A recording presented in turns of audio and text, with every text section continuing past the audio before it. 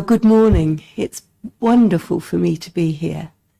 I'm Gleeson. I'm a One Spirit Interfaith minister, and I work as a spiritual guide and support for ministers and student ministers, and for other people too. And I just love the fact that I'm back here in Plymouth, the town I was born. So good morning to all of you, and I'm going to follow tradition by starting the service with the lighting of the chalice.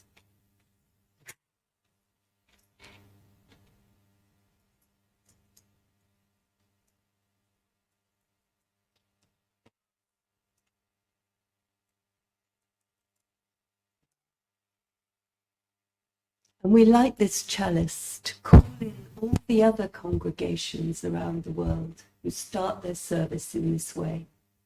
And we light this chalice to look at this pure, bright light and remind ourselves that we step into sacred space. In this space, in this time, this is different from any other meeting we might have in this building. So once again, welcome. I want to begin the service with a prayer. So I ask you to be quiet and to go into yourself. And in this quiet moment, to think about anyone you know who needs your prayers, anyone who's sick and lonely, the Pope himself who is sick at this moment in the hospital in Rome. If you wish, also include him in your prayers. So we pause to invite into this gathering the presence of divine love. Divine love, the heart of hearts, abounds in every grain of being, from atom's gleam to starry sky, from darkest pain to brightest joy. Unceasing love kindles life, a royal promise sealed with the kiss of peace. May this love be present with us here and now. May it be so. Amen.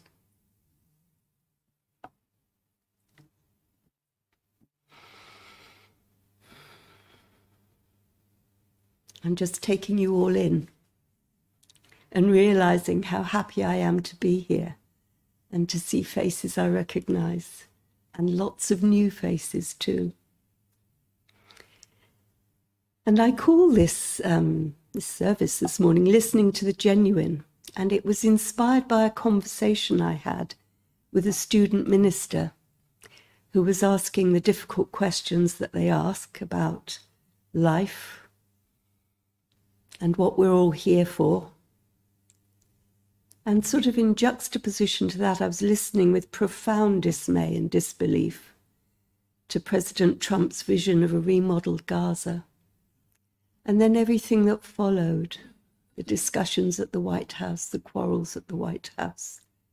How do we make sense of the world we experience when what we see and hear may well be a manipulative attempt to create a different version of reality? These people we see may not even be the people we think they are. Some of you know that I have a lot of children, 5 actually, they're all grown up. And I don't really understand what they do for a living. But one of them, I had a long talk with him, and he tells me that he designs computer software. And he does this particular type of software that can detect if what we see and hear on our computer is a human being or not. I mean, what else could it be? But apparently there's this thing called AI that can produce all sorts of things. Now, why should such a thing be necessary, I hear you ask? And okay, I asked him that.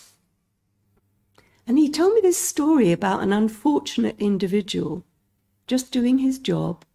He was called into a meeting on Zoom, and he recognized everybody around the table as being big, important people in his organization, the very top people. And during that meeting, he was instructed to go away and make a large payment to another company. And he was given all the details, and off he went, and he did what he was told. But when it was done, it was discovered that the whole thing was created by artificial intelligence, AI. None of the people was actually there. None of the people was actually who he thought he was talking to. How can that be? And so the company had been defrauded out of a huge amount of money, and that poor person took all the blame for it. So how do we know, here in this 21st century life, and the challenges of following a spiritual path in this 21st century life, how do we know where to place our trust? How to navigate a path, really through chaos? How do we know? So in this service, I invite you to meander with me for an hour or so. Sounds a long time now, doesn't it? But I invite you to meander with me and consider where we can rest and where we can refresh our souls with something that has the ring of truth for each of us. And it may be different for each of us. So let's set out hopefully and cheerfully with a hymn to raise our spirits. Let it be a dance we do.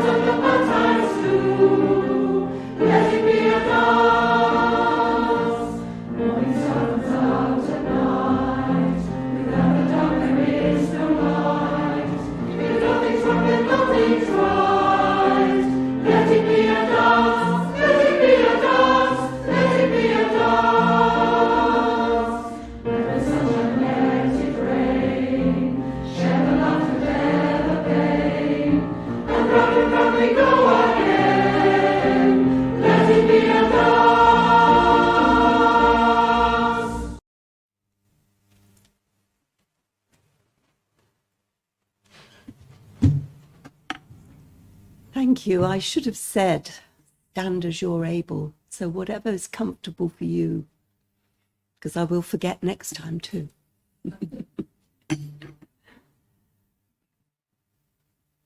Listening for the genuine. The little group of readings I'm going to give you now set the scene for this first part of our journey, first part of our dance. Let's go joyfully. This comes from the Gospel of Thomas, probably written a couple of thousand years ago. And this was one of the Gospels that was found in the Nag Hammadi Desert in Egypt. It was found in 1948. They purport to be the words of the teacher Yeshua, whom we call Jesus. They're very short, pithy statements Yeshua said, and they're very striking. So here are a couple that I think are relevant. You will not cease from seeking until you find. When you find, you will be disturbed. Then you will be astonished, and in astonishment, you will reign over all. It's such a short piece, I'm going to read it again. You will not cease from seeking until you find. When you find, you will be disturbed. Then you will be astonished, and in astonishment, you will reign over all. Now, this next piece is from Howard Thurman's 1980 commencement address at Spelman College in the USA. So it was addressed to graduating students. There is something in every one of you that waits, listens for the sound of the genuine in yourself. And if you cannot hear it, you will never find whatever it is for which you are searching. And if you hear it and do not follow it, it was better that you had never been born. It's stark, isn't it? And it reminded me of another, they're called logions in the Gospel of Thomas, another saying of Yeshua. If you bring forth what is within you, what you bring forth will save you. If you do not bring forth what is within you, what you do not bring forth will kill you. Again, stark warning. So let's spend a moment now in quiet contemplation, sitting quietly together, breathing in the cool air. And as we sit here and breathe in this air, we are in connection with every living, breathing creature, because we all breathe the same air that was around at the beginning of time. So you breathe in the air and you receive the nourishment that your body needs. Within a few seconds, the oxygen goes right round your body. So I invite you to breathe quietly and with awareness. And I invite you, when you breathe out, to let go of anything that doesn't serve in this moment, in this place. Just let it go. Because here's something you can trust. The air we breathe out will be taken up by the trees and the shrubs around us, and they will transform it into oxygen again. So this simple act of breathing with awareness becomes a sacred act. So here you are, surrounded by your friends, your colleagues, breathing this sacred air and knowing that life is living through you. And here we are.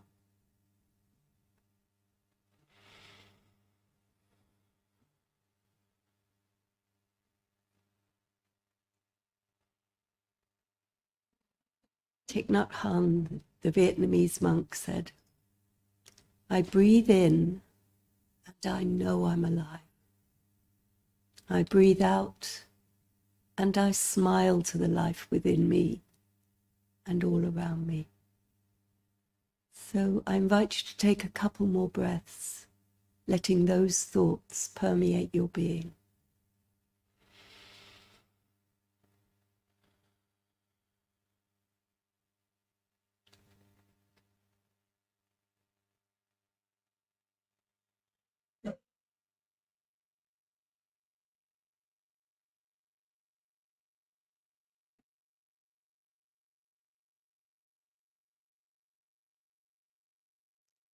So here we are. And with this first step on the way to refresh yourselves, you can, if you wish, stand up and take the next step by singing "One More Step Along the Road I Go." So please stand as you are able and you wish.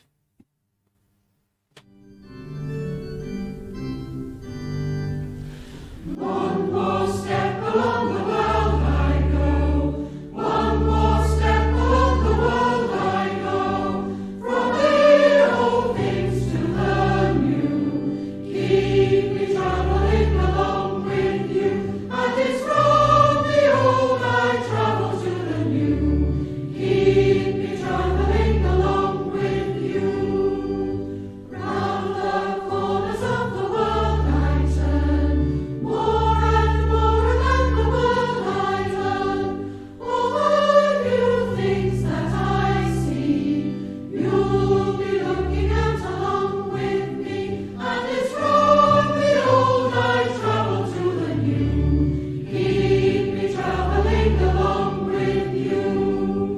As I travel through the bad and good, keep me traveling the way I should. Where I see nowhere to go, you'll be telling me the way I know. And it's from the old I travel to the new. Keep me traveling along with you. Give me courage when the world is rough. Keep me loving though the world is tough. Leave us singing all I do. Keep me traveling along with you. And it's from the old I travel to the new. Keep me traveling along with you. You are older than the world can be. You are younger than the life in me. Ever old and ever new. Keep me traveling along with you. And it's from the old I travel to the new. Keep me traveling along with you. Thank you. It's so jolly to hear all these voices. I often do services up at Crewkerne where we have an organist, and it's such a different experience. That was really jolly. Thank you. So I'm going to continue with Thurman's speech that he made in 1980. And I'll read it slowly because it's dense. And I found when I was doing this work that I really needed to digest it. So I've told Sheila that I will give her a reference so that if you want to read it in full, you can look it up. He says, there is in you something that waits and listens for the sound of the genuine in yourself. And there is so much traffic going on in your minds, so many different kinds of signals, so many vast impulses floating through your organism that go back thousands of generations, long before you were even a thought in the mind of creation. And you're buffeted by these. And in the middle of all this, you have got to find out what your name is. Who are you? How does the sound of the genuine come through you? Well, the sound of the genuine is flowing through you. Don't be deceived and thrown off by all the noises that are part even of your dreams, your ambitions, so that you don't hear the sound of the genuine in you. Because that is the only true guide that you will ever have. And if you don't have that, you don't have a thing. You may be famous. You may be whatever the other ideals are which are part of this generation. But you know you don't have the foggiest notion of who you are, where you're going, what you want. Cultivate the discipline of listening to the sound of the genuine in yourself. Cultivate the discipline of listening to the sound of the genuine in yourself. Now, there's something in everybody that waits and listens for the sound of the genuine in other people. And it is so easy to say that anybody who looks like him or her, anybody who acts like this person acts, can't hear the sound of the genuine. I must wait and listen for the sound of the genuine in you. I must wait, for if I cannot hear it, then in my scheme of things, you are not even present. And everybody wants to feel that everybody else knows that they are there. That's true, isn't it? Everybody wants to feel present, recognized, acknowledged. There's something in you that waits and listens for the sound of the genuine in your mother or father, in the people you can't stand. And if you had the power, you would wipe them out. Oh, that's hard to read today with all that's been going on in my head. So I'll read it again. There's something in you that waits and listens for the sound of the genuine in your mother, your father, in the people you can't stand. And if you had the power, you would wipe them out. But instinctively you know that if you wipe them out, you go with them. So you fight for your own life by finding a way to get along with them without killing them. There is something in you that waits for the sound of the genuine in other people. And if you can't hear it, then you are reduced by that much. If I were to ask you what's the thing that you most desire in this life, you would say a lot of things off the top of your head, most of which you wouldn't believe, but you'd think that you were saying the things that I thought you ought to be saying. We'll try that later, shall we? But I think that if you were stripped to whatever there is in you that is literal and irreducible, and if you tried to answer that question, the answer might be something like this. I want to feel that I'm thoroughly and completely understood, so that now I can take my guard down and look out around me and not feel that I will be destroyed with my defenses down. I want to feel completely vulnerable, completely naked, completely exposed, and absolutely secure in my vulnerability. This is what you look for in your children if you have them. This is what you look for in your husband, wife, partner, if you get one. That I can run the risk of radical exposure and know that the eye that beholds my vulnerability will not step on me. That I can feel secure in my awareness of the active presence of my own idiom in me. So as I live my life, this is what I'm trying to fulfill. I'm secure because I can hear the sound of the genuine in myself. And having learned to listen to that, I can become quiet enough still enough to hear the sound of the genuine in you. Now, if I hear the sound of the genuine in me, and you hear the sound of the genuine in you, it is possible for me to go down in me and come up in you.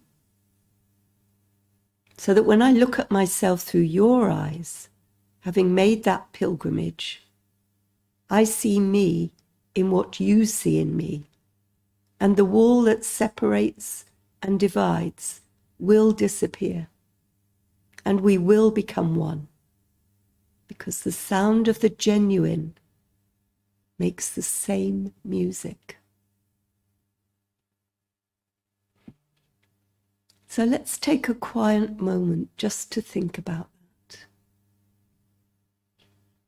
We will become one because the sound of the genuine makes the same music.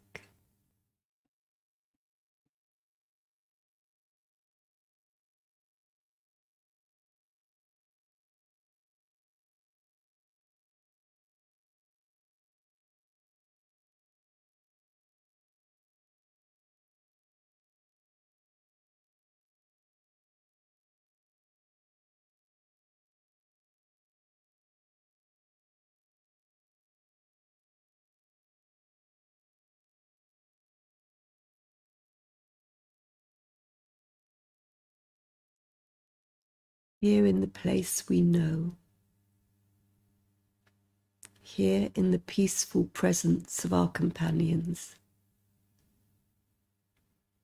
may we have the grace and ability to put aside for a moment the noise that prevents us truly listening,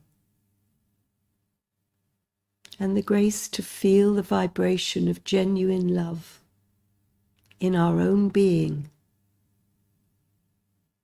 that genuine love that will enable us to feel the vibration of genuine love in one another.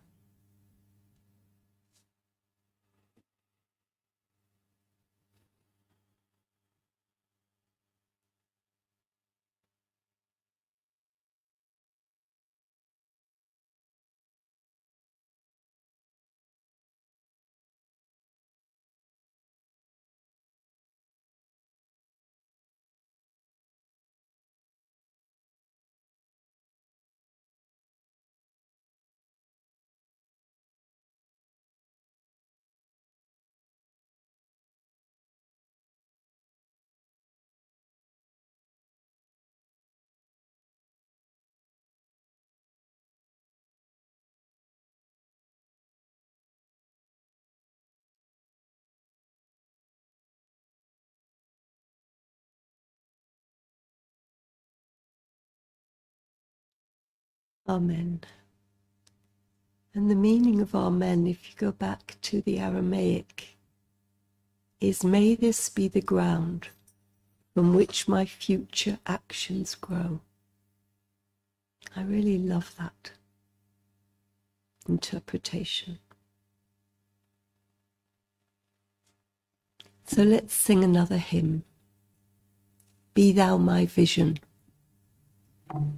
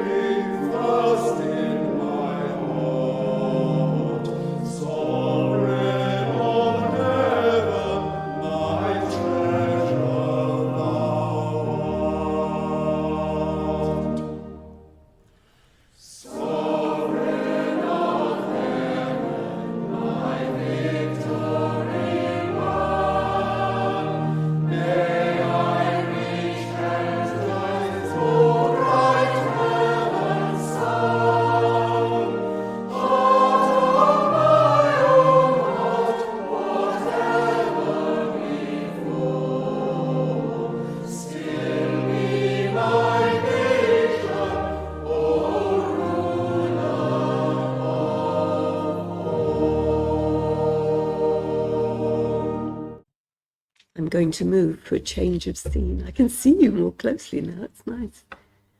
I must apologise for my croaky voice and my somewhat weak delivery. I've had this virus, probably more than one virus, and although I'm really better now, it's left me very weak. So thank you for your forbearance. I always leave things to the last minute, when I do a service. But what I leave to the last minute is actually writing it out. But I'm kind of living it for weeks before. And interesting thing happened. I was typing all this out yesterday, last minute Lucy. And it was at this point in the service, I got up and I went out to the kitchen, made myself a cup of licorice tea. And it's that yogi tea. Do you ever have yogi tea? I really recommend yogi tea, not only because it's nice tea, but because it has a little label on each tea bag. And it gives you an uplifting message. So I'm working away at this, and I went out to the kitchen, made this cup of yogi tea, and it said, develop deep listening. Now, how about that for synchronicity? There's a message. And that's one of the things that I look for in my journey through life. It's one of the sounds of the genuine that comes to me, synchronicities, coincidences. And as I say, as I was working on this service, it was really impossible to cut myself off from the dire and almost unbelievable things that were on the news, the things that were going on in Washington. Thurman talks about this noise, doesn't he? But wow, that was deafening. And the reverberations of what was going on for the whole world. And it's all very well for me sitting in my sunny room in Totnes, sipping the licorice tea. But I'm part of this world.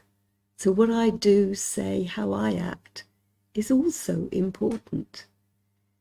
It's weird, that feeling of being powerless and also knowing that I can do what I can do.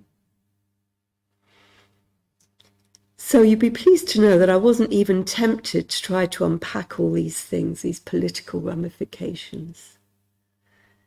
Interestingly enough, I wasn't even tempted to take some sort of spiritual bypassing route.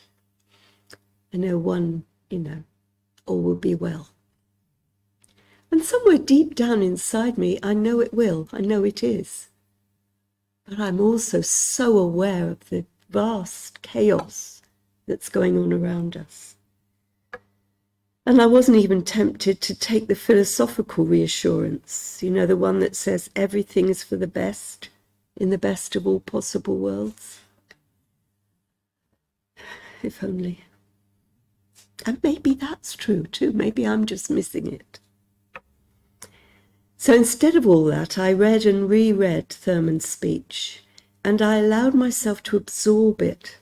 I noticed the echoes of the past coming up for me as I read it. Gospel of Thomas, the writings of Hildegard of Bingen. Do you know Hildegard? Yeah? 12th century nun, what a woman. She wrote music, she argued with kings and popes. She lived in a world of utter chaos too. And she can speak to us today. In fact, a couple of the prayers I've read this morning are Hildegard's words. She found the courage to speak out loud her visions for peace. So instead of all that, I decided to invite you on a ramble through the current realities and the words of wisdom from this 20th century author, philosopher, theologian, and Christian mystic, whom I have to say I haven't come across before until my student introduced me to him. Howard Thurman. He was born in Florida in 1899 and he died in 1981, so just a year after making this speech that we've been working with. What a privilege to hear these words that spring from a lifetime of dedication to seeking for the genuine.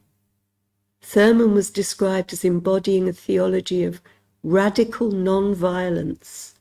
He influenced and shaped a generation of civil rights activists, including Martin Luther King.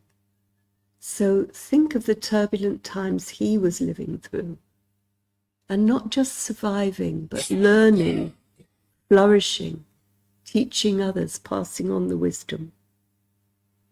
Thurman's words and message in the speech called in another radical teacher, Yeshua, or Jesus, who speaks through the Gospel of Thomas. His radical message: don't look for heaven in the afterlife. Heaven is present here and now, if you have the eyes to see, if you have the ears to hear.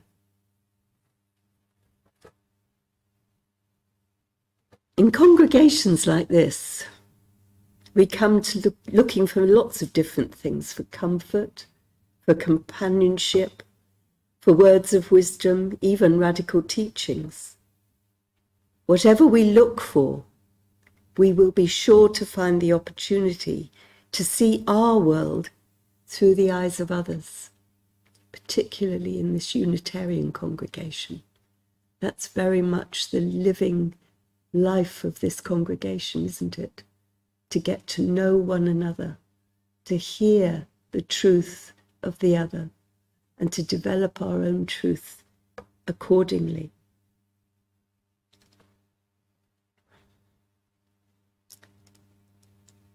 What a precious gift it is to be able to see ourselves through the eyes of another, and to be able to drop some of the defenses that in everyday life we might feel we really need. Early on in my ministry training, I took part in an exercise that went like this. We milled around in this group, and it was before we really knew one another. There'd be about 20 people in a big room, and we milled around, and every now and then we'd stop and we'd look at someone deeply, and one of us would say, "I'm here to be seen," and the other would say, "And I see you." Wow, the power of that. Have any of you ever done something like that? I recommend it in the right time and place.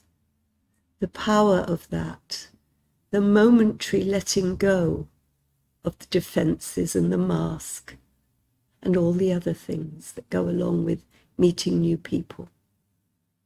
And that the power of that stays with me all this time later.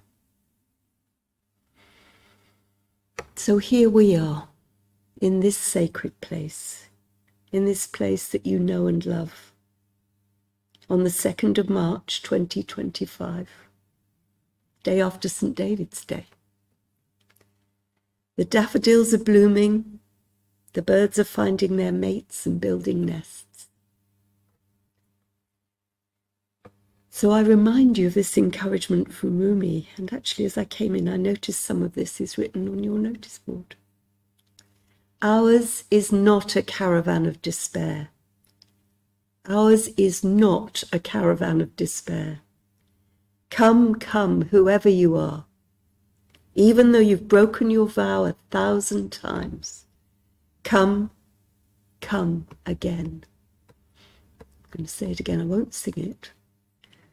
Ours is not a caravan of despair. Come, come, whoever you are, even though you've broken your vow 1,000 times. Come, come again. And I want to share with you a poem that's been my constant inspiration since the early part of this century. And it's by a writer I expect you know, Mary Oliver. Yeah, don't we all love Mary Oliver? It's called Sunrise. You can die for it, an idea or the world. People have done so brilliantly, letting their small bodies be bound to the stake, creating an unforgettable fury of light. But this morning, climbing the familiar hills in the familiar fabric of dawn, I thought of China and India and Europe, and I thought how the sun blazes for everyone just so joyfully as it rises under the lashes of my own eyes. And I thought, I am so many. What is my name? What is the name of the deep breath I would take over and over for all of us? Call it whatever you want. It is happiness. It is another one of the ways to enter fire. May I read that again? I really feel it, and I really need to feel it today. You can die for it, an idea or the world.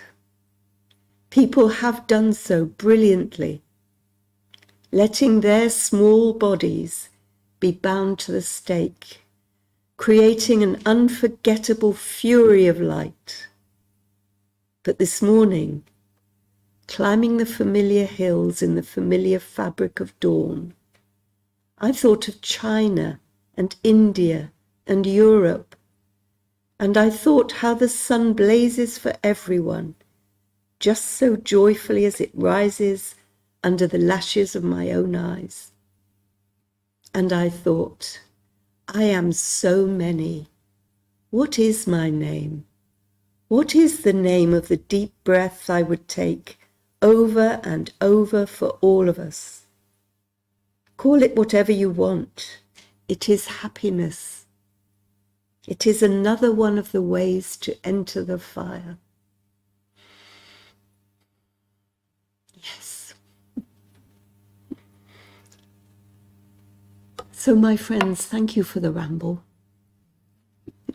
And we come to our final hymn, May Love Continue Long. And please stand as you are able, and also, if you're able, remain standing for the blessing.